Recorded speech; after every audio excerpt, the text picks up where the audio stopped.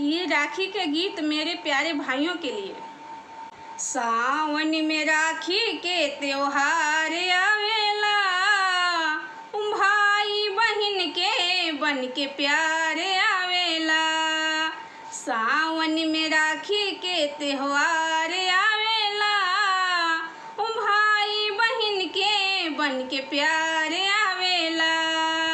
बचपन के प्यार भाई जानी तो भुलाई हा, राखी बनवावे हरदम बहनी घर आई हा। बचपन के प्यार भाई जानी तो भुलाई हा, राखी बनवावे हरदम बहनी घर आई हा।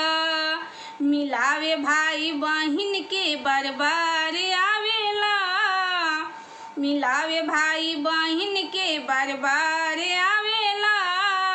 भाई बहन के बन के प्यार आवेला, भाई बहन के बन के प्यार आवेला।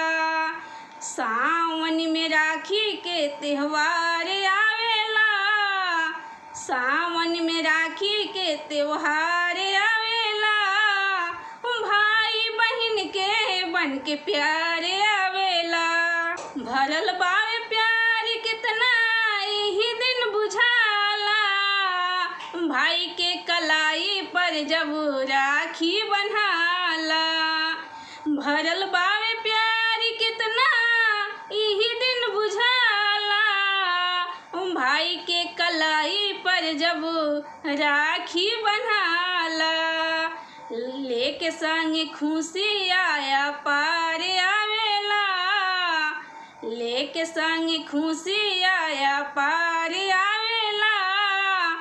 भाई बहन के बन के प्यार आवेला, भाई बहन के बन के प्यार आवेला। सावन में राखी के त्योहार आवेला, सावन में राखी के त्योहार आवेला। भाई बहन के बन के प्यार आवेला, भाई बहन के बन के प्यार आवेला। भाई बहन के बन के प्यार